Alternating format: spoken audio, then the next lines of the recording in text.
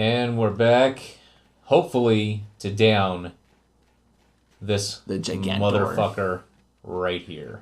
What was his name again? Nergigante. So they've already. So they just dealt a fuck ton of damage. They set up a an explosive barrel right next to his fucking head, and then they use a strong attack to set it off.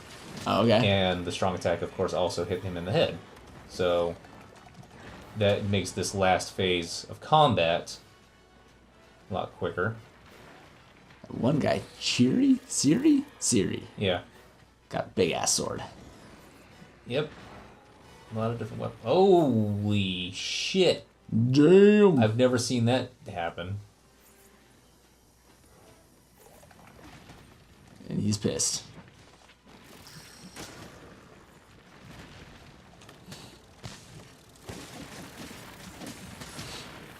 Oh, fuck. That hurt me.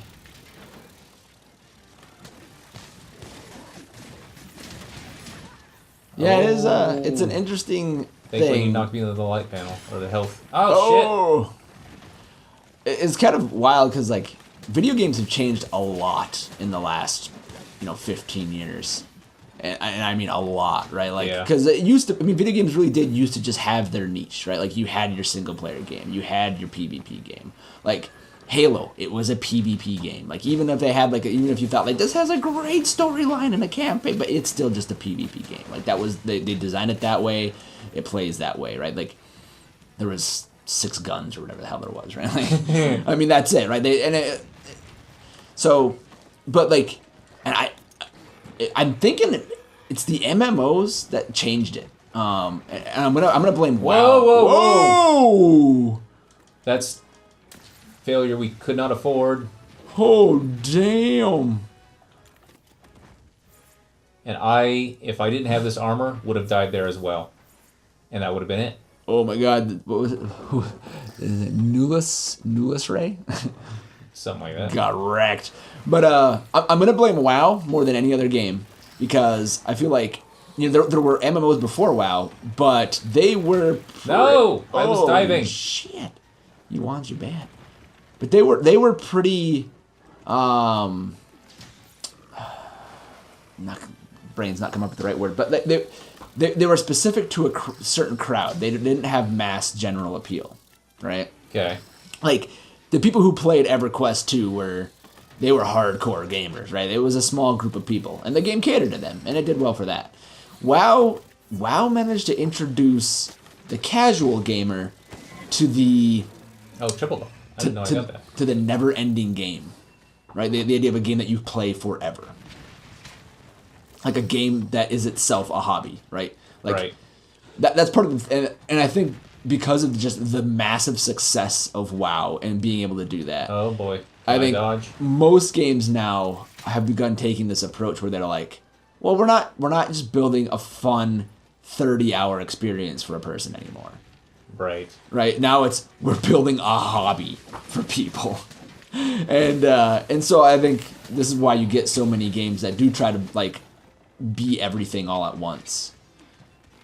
It's because they want to attract as big of a crowd as they can and last as long as possible. But I don't know, a lot of people will poop on Destiny 2, and I like it, but I do recognize that there have been mistakes made, and it's nowhere near a perfect game.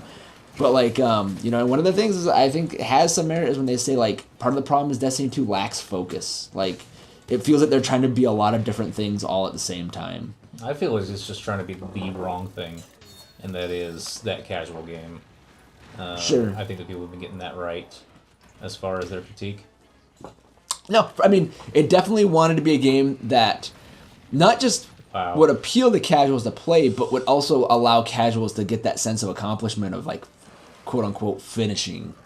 Right. And that is a thing. I don't think WoW had that. I think even as a casual gamer where you could get on and play for 30 minutes, maybe now it does. I know I think there might be ways now to be able to get max level gear doing any kind of content, but or at least not any kind, but the dungeons. No! What happened? No. That fucking guy died again. No. That's 3 fucking deaths. Oh, we were so close.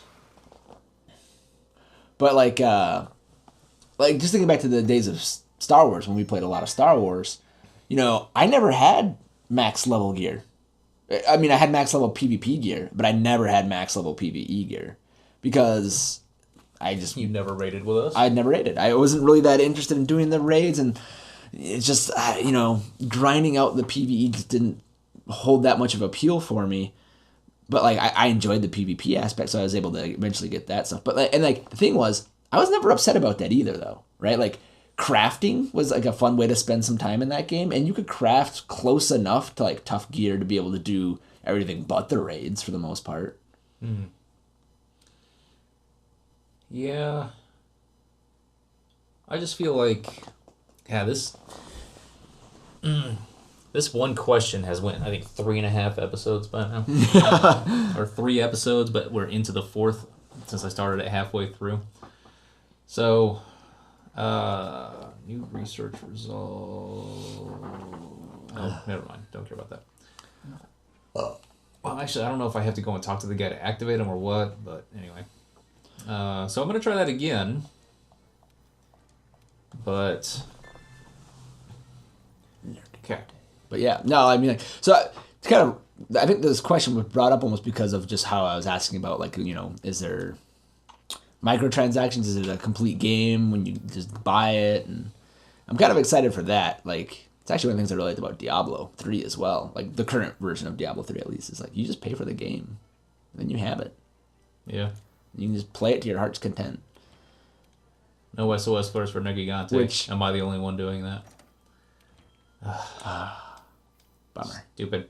Which is, it's, I feel like it's almost like a lost art to video games these days. Is the, the game that's designed just to be a fun experience and not to just make you grind for that dopamine fix in your brain. Right. Yeah, and that, I don't know. At that point, you start getting into the whole loot box thing and why that came about. Yeah. And it's... Where, by the way... Oh, that's my room? Hold on a sec. So, the first place that you are given your room is right here. That's your room. Okay. And then, I don't know, that thing must be in like another entrance to it or something like that. Then you're given the one that I walked through, which is up here. The one that you were in down there is more like bunks, and you had roommates. The one up here was private quarters. The executive suite. But then I got moved into some actual suite, and I don't know where that entrance is because I wasn't shown that. But anyway. Get in here, send off the flare. So... Why is the town a bunch of ships that are all, like, lashed together? Because that's actually how we first got to this island. Oh, we are exploring this island. Ah, got it. And... yeah. So... Okay. You just took your... So it's not a fat cat. break? That is a cat inside of armor. Yes. You just took your bath... We just did a bathroom break between episodes, guys. Ooh, interesting. But when he was doing it, I was thinking, I have to go buy toilet paper. Because right now, the guest bathroom is the only one that has toilet paper in it. And that reminded me of something that happened recently. Where I sat down and started.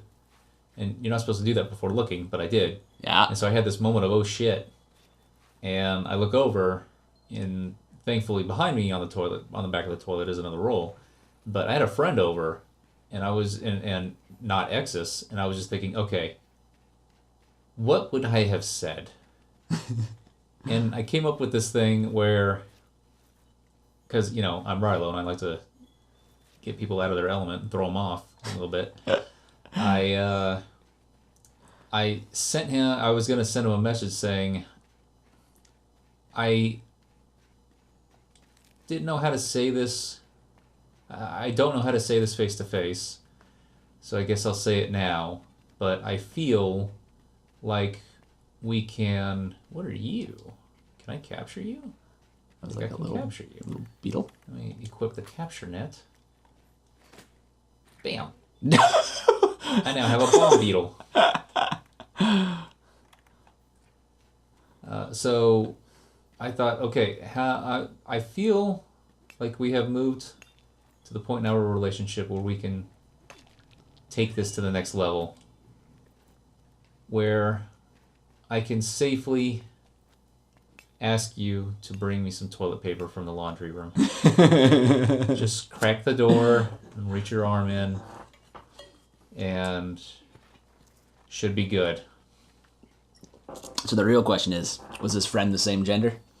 Yeah. Again, throwing people out of their element. It's fun. I mean, I think that would be less awkward than if it was like a female that was over and you're like, I probably still would have done it just to see, okay, if I hear the door slam, then they didn't read the second half of the text. And... or maybe they only read the second half of the text. I don't know if then again you get into the whole thing of, would I ask my female friend to please bring me toilet paper, right, or do I just jump in the shower? Why did I hear the bathtub running? No reason. Or I would have just come out, oh, toilet paper was not going to be enough for that shit. That was, oh, let me tell you. So we got people joining in. I'm running around gathering things so that it's not so fucking boring. But when you join in, you do not want to start the fight without them having actually joined and come up and at least stood next to you, if not start the fight themselves like they sometimes do. Because otherwise you're just basically soloing the damn thing and setting yourself up for failure. And I don't want... Oh, fuck! This is that side that I came into. Alright, so there might already be someone in there. Kind of looks like he's pissed off at someone. We're going to join them next time. But for now, we are done talking. You should always know what side you're coming into, guys.